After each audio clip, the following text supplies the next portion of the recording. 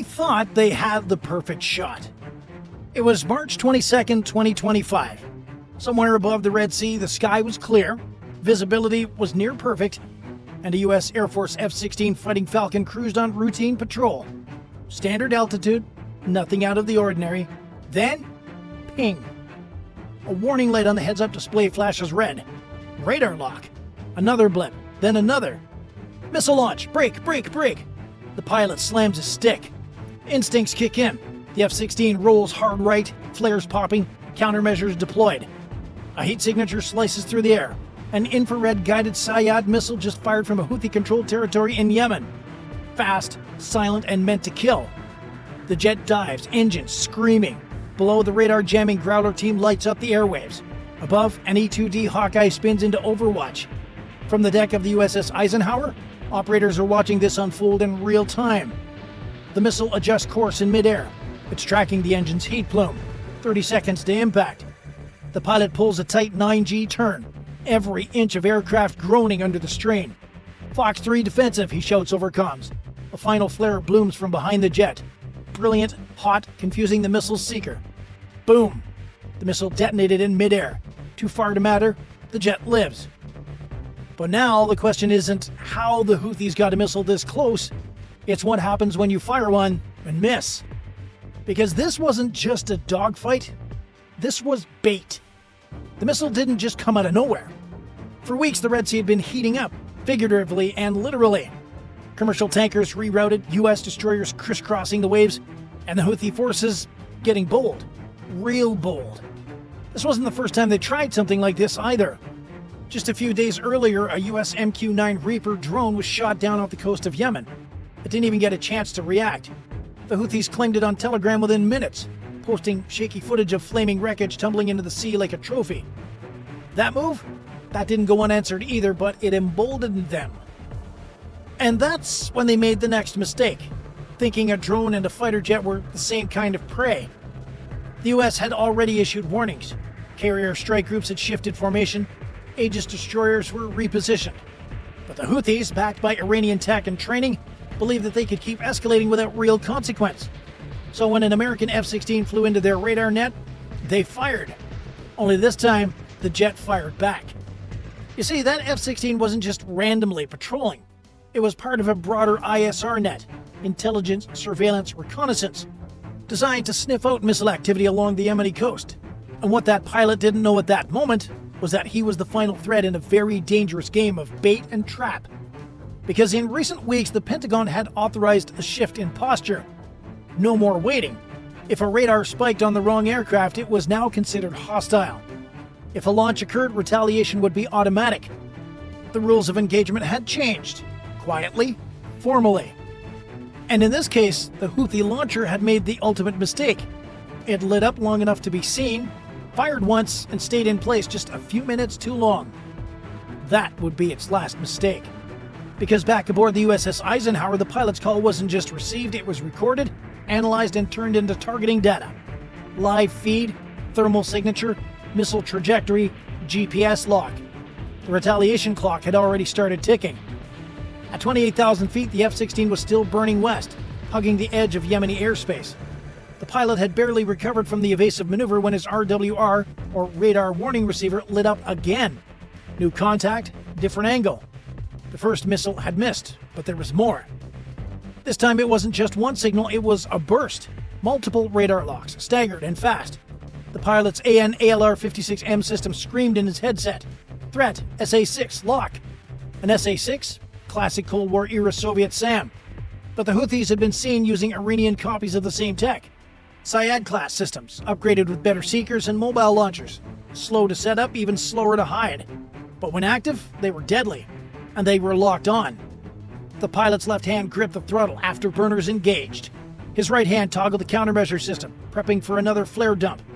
Behind him, the exhaust glowed white-hot against the cool desert night. A perfect infrared target for any heat-seeking warhead. Viper 3 defensive, multiple locks, repeat, multiple launch points, request support. Overhead, a Growler from VAQ-140, the Patriots, was already jamming. Bursts of electromagnetic disruption poured into the air like invisible smoke, scrambling Houthi radar systems.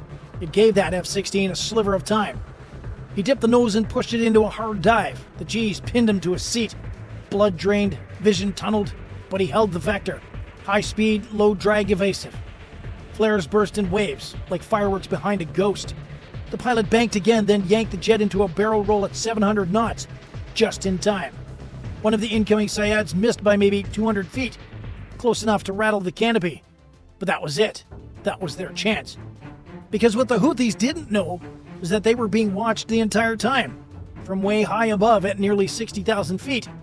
A Navy MQ-4C Triton drone had been circling in wide ISR loops. It wasn't armed, but it didn't need to be. Its job was eyes. And its eyes saw everything. Thermal spikes on the ground, electronic pulses, precise coordinates, all streamed back in real time to CENTCOM and, more importantly, to the Combat Information Center aboard the USS Dwight D. Eisenhower. The engagement had lasted less than 2 minutes, but the fallout would take hours to clean up. When the pilot returned to a holding pattern above the Red Sea, 2 more aircraft joined the airspace. First, a second F-16 from the 421st Fighter Squadron pulled up on its wing, scanning for fresh threats. Then came the call from command. Engagement confirmed, target data locked, hold position, birds en route. Translation: strike package inbound. But even before the jets launched, the Navy wasn't wasting time. Deep in the belly of an Arleigh Burke-class destroyer sailing nearby, VLS cells were opening. VLS? Vertical Launch Systems. Inside, Tomahawk cruise missiles, precision-guided, long-range, and ready for immediate launch. The launch order came in less than 5 minutes after the missile threat ended. Target Alpha, Fire 1, confirmed trajectory. 1 missile, then 2, then 4, each screaming up into the night sky. Silent afterburn, curving east towards the Yemeni coast. And this was just the start. On deck of the USS Truman, it was already spinning up for a second phase, air power. Pilots were being briefed, weapons loaded, jets fueled. This wasn't improvisation, it was playbook stuff. The moment that missile launched, the response was already in motion. The missile had failed, but its data had succeeded. It gave the US Navy a window, a confirmed location, a launch site, and a tactical footprint. And in modern warfare, that's all you need. Because retaliation wasn't just coming. It was coordinated, layered, and lethal. While the Tomahawks flew low over the waves, the aircraft launched in sequence. First out was an E-2D Hawkeye, electronic overwatch. Next, a pair of EA-18G Growlers, electronic warfare platforms armed to blind radar and scramble comms.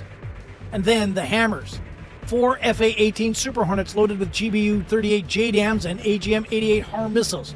Target package? Simple. Missile launcher site? Primary. Suspected command post? Secondary. Mobile radar track, spotted via drone thermal? Tertiary. One by one, the Hornets cat-launched into the sky. Wings loaded, flaps down, engines howling. As the strike group closed in, the Growlers began their run. They broadcast wideband jamming, lighting up the spectrum. The Houthis likely had no idea they were even being targeted, until the first explosion lit up the coast. The Tomahawks hit first. The radar trailer? Gone. The launcher? Fragmented and burning. Then came the Hornets. From 25,000 feet, JDAMs fell silent and accurate. Impact after impact. Secondary explosions confirmed. Ammo, fuel, maybe more missiles hidden nearby. The final strike? A HARM missile, locked onto a last-ditch radar pulse from a mountaintop station. By the time it hit, the air was already thick with smoke. Back in the cockpit of the original F-16, the pilot listened to the comms with a quiet intensity. No celebration, just confirmation. Target neutralized. Strike successful. RTB, return to base. The sky over the Red Sea was calm again, but this time the silence was earned. And the message was clear. If you launch at a US jet, you better pray it hits, because if it doesn't, the next thing coming isn't another missile, it's everything. They say modern war is fast, but this was surgical. The moment the F-16's data feed locked into that missile trail before it even dodged the blast, the US Navy already had what it needed. Timestamps, telemetry, launch vector, GPS coordinates, and thermal spike signatures. The strike group didn't just see it happen, they saw where it happened. And that changed everything. Inside the Combat Information Center aboard the USS Eisenhower, the vibe shifted from defensive posture to offensive readiness. No shouting, no scrambling, just crisp voices calling out status reports and targeting locks. Telemetry confirmed. Launch grid locked. Target Alpha hot. The Eisenhower's commanding officer didn't even hesitate. One phrase was all it took. Package Bravo, execute. And with that, the retaliation protocol kicked in. What is Package Bravo? Well, in Navy terms, Package Bravo isn't a slap on the wrist. It's a hammer to the head. It's the name for a multi-domain strike sequence involving cruise missiles, airstrikes, and coordinated EW or electronic warfare. The targets are any confirmed defensive systems that fires on U.S. aircraft or dares to lock on. And the Houthis had just triggered it. And the plan unfolded in layers. From the gnarly Bird-class destroyer about 100 miles off the Yemeni coast, VLS cells began to open up like mechanical flowers. These are 25-foot vertical tubes packed with Tomahawk missiles. Long-range, GPS-guided, and brutally accurate. They don't need pilots, they don't even need confirmation. They just need a target. And now, they had several. 4 Tomahawks launched in sequence. Not in a rush, no fireworks, just a quiet thrust and vanishing arcs. Missile Site Alpha, confirmed Syad launcher, target 1. Mobile radar vehicle, target 2. Suspected C2, command and control hub, near Ras Isa, target 3. Ammo storage depot picked up via MQ-4C thermal scan, target 4. Each one plotted, programmed, and en route within 5 minutes. Meanwhile, 70 miles away aboard the USS Truman, the flight deck was coming alive. Steam hissed across the catapults, red shirts locked in munitions, GBU-38 JDAMs and AGM-88 harms, while green shirts refueled jets with machine-like precision. Yellow shirts waved FA-18 Super Hornets into position. The smell of jet fuel and salt air hit like adrenaline. Above it all, an E-2D Hawkeye had already launched, spinning its radar dish, painting a real-time map of everything in the air and on the ground. Moments later, 2 EA-18G Growlers roared into the sky.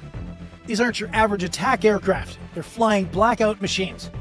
Armed with ALQ-218 receivers and jamming pods, the Growler's job is to turn Houthi radar into static. No lock-ons, no guidance, just confusion and chaos. Following the Growlers, the payload. 4 FA-18 Super Hornets, each fully loaded. Hardpoints packed with joint direct attack munitions and high-speed anti-radiation missiles. Smart bombs and radar seekers designed to follow signals and blow them to hell. High above all this, a Navy MQ-4C Triton drone was still circling. Not a sound, just cold optics and warm targets. It monitored everything. Post-strike heat plumes, vehicle movement, potential evacuations. The second any Houthi unit tried to hide, it was flagged. Data flowed in from the Triton to a relay satellite, then straight to the Eisenhower's fire control team. And they were ready to redirect strike assets in real time if needed. This wasn't revenge, it was architecture. At exactly 2:12 local time, the first Tomahawk hit. Missile Site Alpha obliterated. Surveillance drones confirmed secondary explosions, indicating a stockpile of ordnance.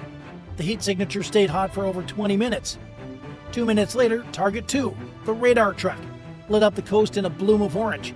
Its emissions had pinged one last time, enough for a HAR missile to home in like a bloodhound. Then came Target 3.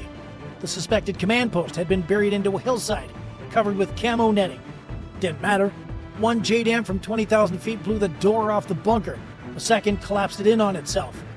Target 4, the ammo depot, was a fireworks show.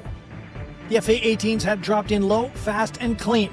Their bomb racks now empty, they climbed back into the clouds.